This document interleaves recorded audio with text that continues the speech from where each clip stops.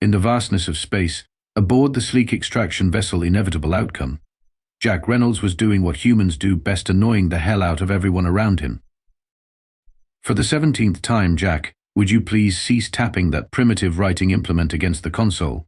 Commander Vex'lor's voice remained perfectly modulated despite the 7 neural veins pulsing along his azure temple. The Valthusian commander had 4 eyes, all of them currently narrowed in Jack's direction. Jack grinned and twirled the ballpoint pen between his fingers. "Sorry, Commander. Helps me think." He continued tapping, albeit slightly quieter.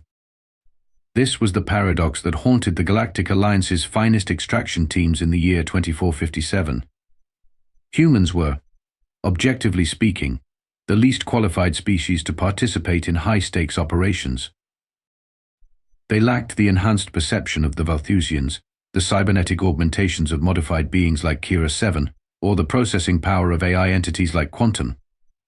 They couldn't calculate risk factors to 15 decimal places, couldn't see across 12 spectral ranges, and their reaction times were laughably slow.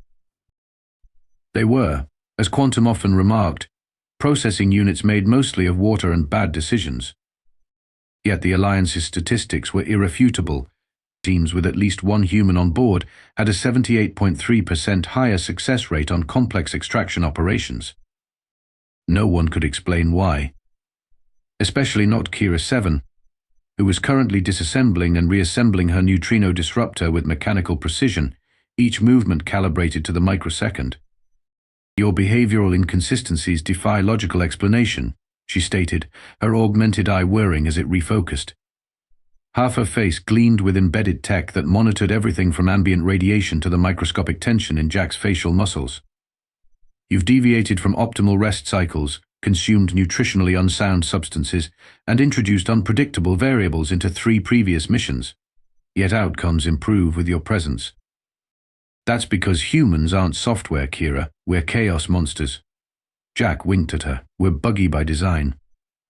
From the navigation hub, a holographic face materialized, its features composed of endlessly scrolling data streams. Quantum, the team's AI navigator, projected a disapproving expression. "That is precisely the problem. Your species operates without proper debugging protocols." Commander Vex'lor straightened his immaculate uniform. Regardless of methodology, Alliance commanders made their position clear. Every extraction team must include at least 1 human operative, despite significant protest from the Galactic Senate. The Valthusian Science Consortium has filed 17 formal complaints regarding this policy. "Oh, I didn't know you all cared so much." Jack propped his feet on the console, earning another pulse of neural veins from the commander. The truth was that Jack Reynolds wasn't remarkable by human standards. Average height, average build, with an unremarkable service record back on Earth. Yet here, among the galaxy's elite, his very humanity made him an anomaly, a walking, talking, pen-tapping glitch in otherwise perfect systems. As the Inevitable Outcome sliced through hyperspace toward their next assignment, Jack couldn't help but smile. Whatever came next, he was pretty sure it wouldn't go according to anyone's plan, especially his own. Proxima Station. Commander Vex'lor's voice echoed in the briefing chamber as the holographic display rendered the massive space station in perfect detail. A research facility housing 12,000 scientists, support staff, and security personnel. The rotating hologram highlighted a secure area deep within the station's core. Dr. Nolan Drake, leading quantum physicist, is being held here, against his will, by the Hegemony.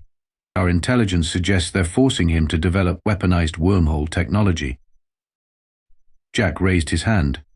Question: why do we think he's being held against his will?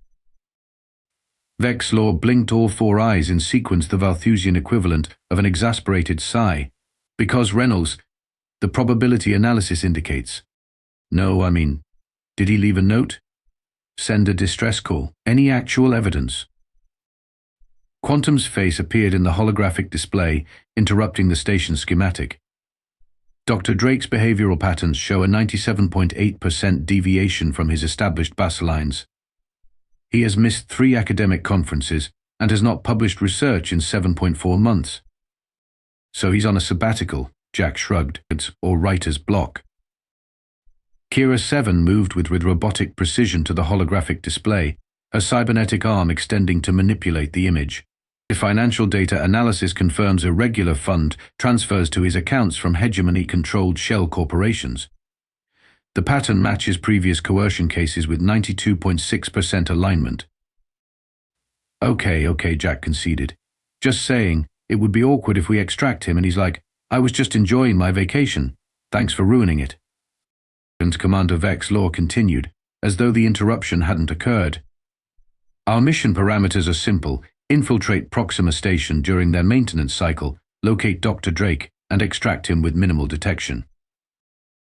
Our approach vector has been optimized through 12.7 million simulations, quantum added, projecting a flight path through the station's defenses. We will exploit a 4.3-second vulnerability in their sensor grid that occurs precisely every 27 hours.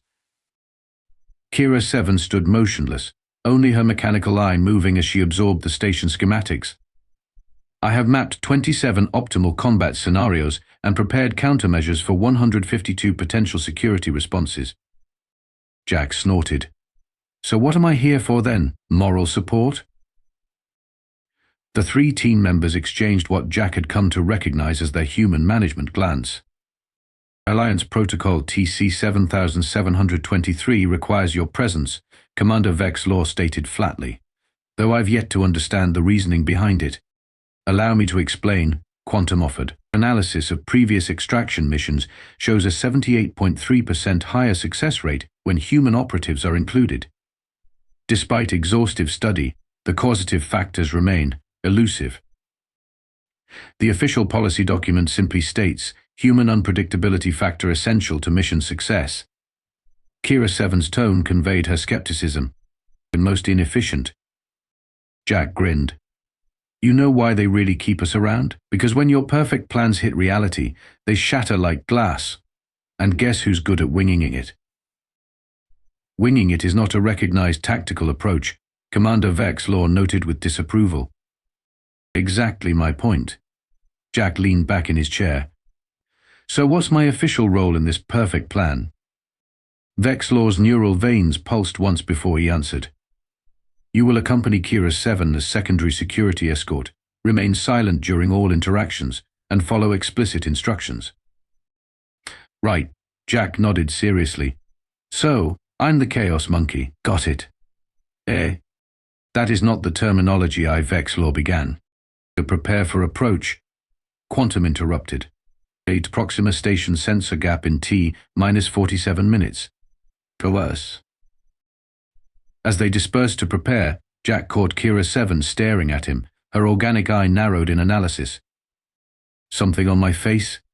He asked. I have run 341 simulations attempting to predict your actions during this mission, she stated. All have failed. Jack grinned. That's what makes me special. The maintenance bay of Proxima Station was a marvel of engineering, gleaming surfaces, automated repair drones, and not a speck of dust in sight. Their ship had slipped through the sensor gap with textbook precision, guided by Quantum's calculations. Docking complete, Commander Vex'lor announced. We have exactly 23 minutes before the next security sweep. Kira 7 moved silently ahead, her cybernetic components scanning for lifeforms. Proceeding to access Point Alpha. Jack followed, feeling distinctly out of place in his standard-issue infiltration suit.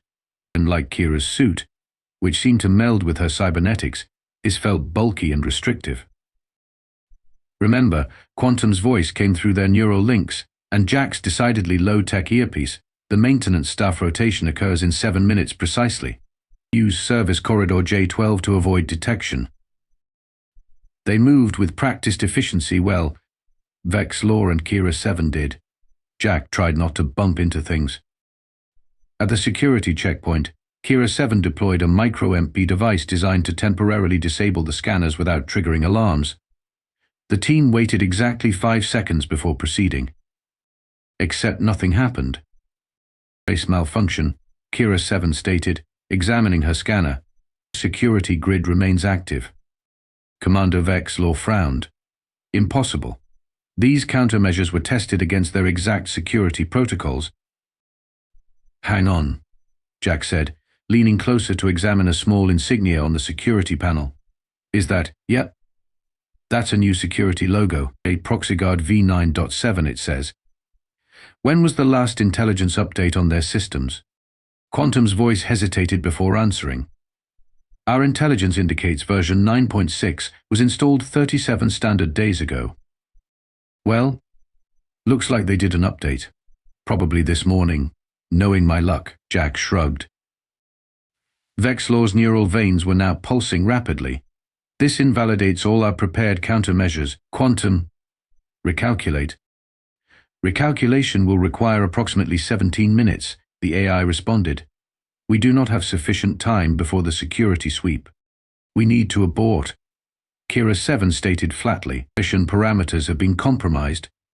Jack made a timeout gesture with his hands. And hear me out, we do this the human way." Before anyone could object, Jack walked up to the security checkpoint, slapped the panel with his palm, and gave it a firm kick at the base. The security screen flickered, flashed an error message, and then displayed, "System restart required," defaulting to bypass mode. 3 sets of eyes, 7, if you counted individually, stared at him in disbelief. "What?" "My grandfather worked it back on Earth. First thing they taught him, turn it off and back on again." Jack grinned. "These fancy systems always have some kind of failsafe for when they crash. Usually defaults to open so technicians don't get locked out." That was. Vex'lor seemed at a loss for words. Completely illogical, Kira 7 finished. There was no way to predict that outcome. "That's humans for you," Jack said, stepping through the now open checkpoint. "Coming?" They continued deeper into the station, but their troubles were just beginning. At the central junction, they encountered another obstacle. The station's internal layout had been reconfigured. "These corridors do not match our schematics," Vex'lor observed, studying the directional markers. "The station appears to have undergone recent renovation," Quantum confirmed after accessing public station data. 97% of our navigational data is now obsolete." Kira 7's cybernetic eye whirred as she scanned in all directions. "This introduces 1,729 new variables. Mission success probability has dropped to 31.4%. Or," Jack interjected, "we could just ask someone." Before anyone could stop him, Jack approached a maintenance worker pushing a cart of supplies. "Hey there. First day on the job, and my supervisor's gonna kill me. Where's section C-17 from here? I'm supposed to be fixing Dr. Drake's climate controls, and I'm totally lost." The worker barely looked up. "Take the left fork, second right, then service elevator down 2 levels. Can't miss it." "Hey." "You're a lifesaver," Jack called as he returned to his stunned teammates. "What?" "Sometimes the direct approach works best." "You have compromised our cover," Vex'lor hissed. "No, I've established it," Jack corrected. "Now if anyone sees us, we're maintenance, and we know where we're going." As they followed the directions, Kira 7 moved beside Jack. "Your methods defy all tactical doctrine." "That's why they work," Jack replied. "You guys plan for every contingency except the most obvious one, just making it up as you go along." The service elevator hummed softly as it descended toward section C-17. Commander Vex'lor stood rigidly, clearly calculating and recalculating their dwindling chances of success. Kira 7 remained motionless, only her mechanical eye betraying activity as it continuously scanned their surroundings. "Stop looking so suspicious," Jack whispered. "Maintenance workers don't stand at attention." "I am not standing at attention," Vex'lor objected. "This is a neutral posture. You look like you've got a steel rod for a spine. Slouch a little." The commander attempted to slouch, resulting in a posture that looked even more unnatural. "Forget it," Jack sighed. "Just let me do the talking if we run into anyone." The elevator doors opened to reveal a security checkpoint, a surprise addition not on their schematics. 2 guards with pulse rifles stood at attention. and a biometric scanner glowed ominously beside them. Identification, demanded the first guard, a burly Taurian with dermal plating. Jack felt his teammates tense, ready for combat. Kira 7's hand drifted toward her concealed weapon, and Quantum began whispering contingency plans through their comms. "Stand down," Jack muttered under his breath before stepping forward with an exaggerated sigh. "Third checkpoint today," he complained loudly, fumbling with his pockets. "Look, we're just here to fix the environmental controls in Dr. Drake's lab. The man's been filing complaints about the temperature for 3 days straight." The guards exchanged glances. "We have received no work order," the second guard stated. Jack rolled his eyes. "Of course you haven't. Management never tells security anything. Call them if you want. But when Dr. Drake throws another tantrum about his precisely calibrated working environment, you'll be the ones getting the angry calls." The first guard shifted uncomfortably. "Dr. Drake has been difficult lately." "Tell me about it," Jack commiserated. "Last week he demanded we recalibrate his sonic shower because it was, and I quote, resonating at a frequency that disrupts cognitive function, whatever that means." The guards' postures relaxed slightly, the universal body language of service workers united in dealing with difficult VIPs. "You still need clearance," the second guard insisted, though less forcefully. "Look," Jack leaned in conspiratorially, "between us, I skipped the paperwork. The man threatened to call station director Helios directly if his lab wasn't exactly 19.7 degrees by end of shift. You want to explain to Helios why Drake is calling instead of finishing that wormhole research?" The mention of the director's name had immediate effect. The guards exchanged another glance. Then the first one nodded toward the door. "Make it quick. But next time, proper channels." "Absolutely," Jack agreed, ushering his shocked teammates through. Once they were safely past the checkpoint and out of earshot, Vex'lor's neural veins were practically strobing. "How did you," he began. "Social engineering," Jack explained. "Find common ground, establish shared frustration, name-drop authority figures, and imply consequences that no one wants to deal with." "But you fabricated the entire scenario," Kira 7 observed. "Yes, but with believable elements. Every workplace has bureaucracy, difficult VIPs, and overworked staff. The specifics don't matter as much as the pattern." Quantum's voice came through their comms. "I have been analyzing your technique, Jack. It appears to exploit predictable patterns in sentient psychology rather than system vulnerabilities." "Exactly," Jack nodded. "You guys focus on hacking the technology. Humans are good at hacking people." They continued through the research section, encountering 2 more security measures that should have been impassable. At a drone patrol, Jack simply waved and called out, "Environmental maintenance," with such confidence that the drones adjusted their patrol route to avoid interfering with authorized personnel. At a sealed laboratory door, when Kira 7's advanced decryption tools failed to break the new security protocols, Jack noticed a pattern of smudges on the touch panel. 4 most commonly used digits show oils from repeated touching, he observed. "Quantum, what's the probability distribution if we assume these 4 digits make up the code?"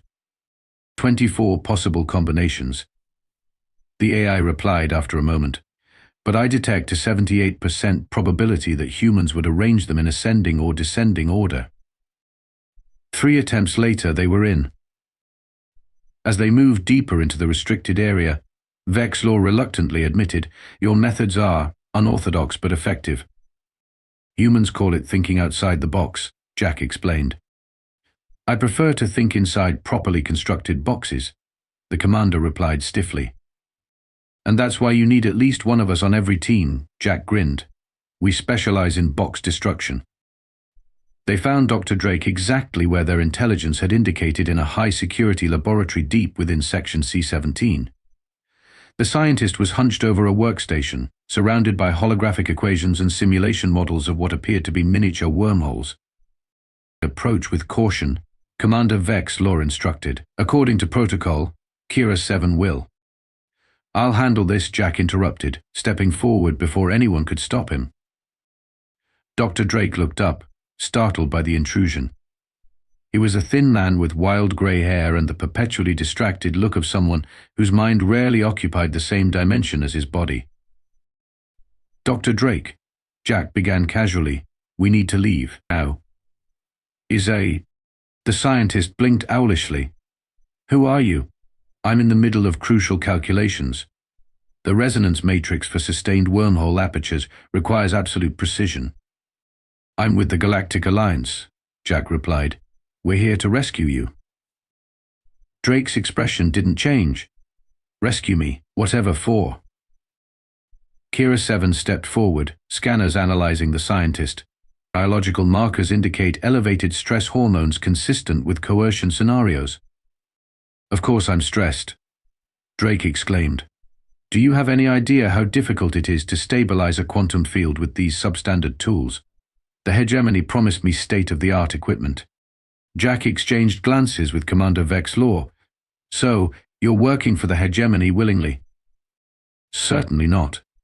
Drake looked offended. "I'm working for science.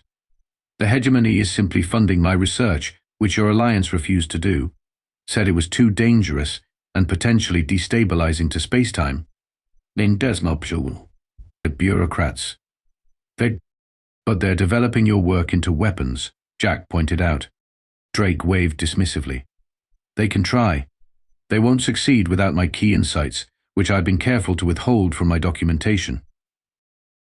"Dr. Drake," Vex'lor interjected with forced patience, "regardless of your arrangements, we have orders to extract you.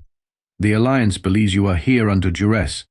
"Well, the food is terrible," Drake conceded, "and my quarters are absurdly cold. I've filed 17 complaints about the environmental controls." Jack barely suppressed a smile. His made-up complaint had been surprisingly accurate. A sudden alarm blared through the laboratory, cutting their conversation short. "Security breach detected," Quantum reported through their comms. "Station security has discovered our vessel. Estimated time until our position is compromised, 4.7 minutes. "We need to move," Kira 7 stated, "already analyzing escape routes. Primary extraction path is no longer viable." Commander Vex'lor nodded. "Implementing contingency protocol Epsilon 7.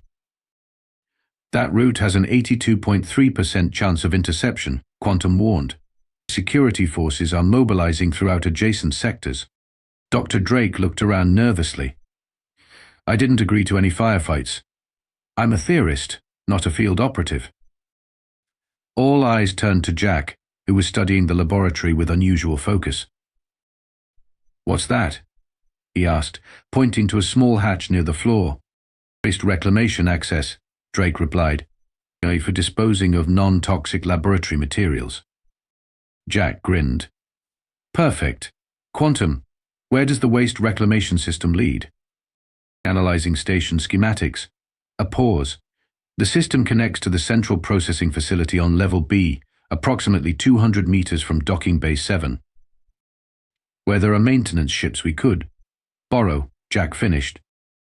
Kira 7's cybernetic eye whirred in disapproval. "The waste reclamation tubes are not designed for personnel transport. They measure only 0.8 meters in diameter. Tight fit. But we'll manage," Jack shrugged. "Dr. Drake, grab whatever research you can't live without. We're going down the tubes." "This is highly irregular," Vex'lor protested. "Exactly," Jack replied. "Which means they won't expect it." 5 minutes later, covered in what they all hoped was just harmless chemical residue, they emerged in the waste processing center. Jack led them through maintenance corridors, avoiding the main passageways where security teams were conducting their search.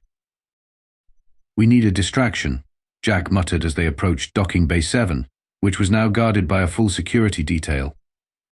His eyes fell on the bay's environmental control panel.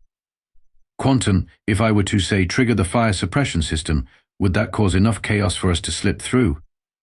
"Inadvisable," the AI responded. "False alarms are immediately verified through multiple sensors." "Not if there's actual smoke," Jack grinned, pulling out his arcade lighter, a contraband item he'd somehow smuggled aboard despite Vex'lor's thorough contraband scans. Before anyone could stop him, Jack had piled several maintenance rags into a bin and set them alight. He then positioned the smoldering bin beneath a smoke detector. Alarms blared.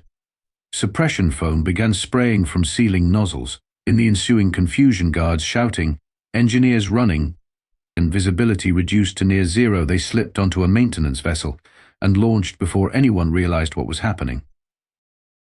As they accelerated away from Proxima Station, Dr. Drake looked at his foam-covered rescuers with newfound respect. Completely unorthodox, he remarked, borderline irresponsible. But effective, he turned to Jack. Are all your operations this improvisational? Only the successful ones, Jack replied with a wink. The debriefing room at Alliance headquarters was pristine, sterile, and currently filled with the distinct scent of singed fabric and chemical residue that clung to Jack's team, despite their post-mission decontamination. Fleet Admiral Tashrik, a severe-looking Andorian with luminescent cranial ridges, reviewed their mission report with increasing disbelief. Beside her, 3 protocol officers were frantically taking notes. "Let me ensure I understand correctly," the Admiral said, setting down the datapad. "You infiltrated a Hegemony facility by kicking a security panel?" "Technically, I slapped it first, then kicked it," Jack clarified helpfully. "And you bypassed elite security forces by pretending to be maintenance workers?" "Environmental control specialists," Commander Vex'lor corrected stiffly, looking like he'd rather be anywhere else. "And your extraction route involved waste disposal tubes and deliberately setting a fire?" "Small fire," Jack emphasized with his thumb and forefinger nearly touching. "Controlled chaos." Admiral Tashrik's cranial ridges pulsed with blue light, the Andorian equivalent of a migraine forming. "The Protocol Officer Zenith, please tell me we can derive some actionable intelligence from these methods." The Protocol Officer looked pained. "We're attempting to codify the approach into standard operating procedures, Admiral. So far we have, when confronted with security systems, applied percussive maintenance and hope for systemic failure." Jack couldn't suppress a snort of laughter, earning him a glare from Vex'lor. "And for social engineering scenarios?" the Admiral asked. "Current draft reads, fabricate plausible fiction regarding environmental control complaints and invoke authority figures not present," the Protocol Officer recited. Kira 7, who had remained silent throughout the debriefing, suddenly spoke up. "Admiral, if I may. After extensive analysis, I believe the effectiveness of human operatives cannot be reduced to procedural guidelines." This caught everyone's attention. "Explain," ordered the Admiral. "Humans operate on what they call intuition, a subconscious pattern recognition system that functions without explicit reasoning. They make cognitive leaps that defy algorithmic replication. So we can't teach non-humans to think like them," and the Admiral clarified. "Correct. Additionally, human unpredictability appears to be their primary tactical advantage. By attempting to formalize their methods, we would negate the very quality that makes them valuable." Admiral Tashrik seemed to deflate slightly. "So the Senate's demand for standardized human protocols is fundamentally impossible," Kira 7 concluded. "Actually," Jack interjected, "there is one human protocol you could formalize." Everyone turned to him expectantly. "When all else fails, try something stupid." After the debriefing, as they walked through the gleaming corridors of headquarters, Dr. Drake pulled Jack aside. "I've been authorized to share something with you," the scientist said, glancing around to ensure no one was listening. "The real reason the Alliance insists on human operatives." He activated a small holoprojector, displaying classified research data. "The Galactic Council has been studying human unpredictability for decades. They've discovered something remarkable: your species possesses natural resistance to quantum probability manipulation." "To what now?" Jack asked. "Advanced civilizations like the Hegemony use quantum predictive algorithms to anticipate and counter enemy movements. These systems can calculate the most probable actions of any logical being with 99.7% accuracy. But humans..." Drake shook his head in wonder. "Your quantum wildcards, your decision-making defies probability calculation." Jack blinked. "So we're useful because we're random?" not random. Unpredictable in a way that mathematical models can't account for. The Valthusians call it the human chaos factor. It's why extraction teams with humans have higher success rates. You introduce variables that enemy prediction systems can't process. Jack absorbed this information with a growing smile. So when Commander Vex'lor complains about my methods, he should be thankful for them. Drake finished, though I wouldn't tell him that. His neural veins might explode. 1 week later, aboard the inevitable outcome, Commander Vex'lor approached Jack with uncharacteristic hesitation. Reynolds, he began formally. We've been assigned a new extraction mission, high difficulty. Multiple security layers, significant chance of failure. Sounds fun, Jack replied, already twirling his contraband pen.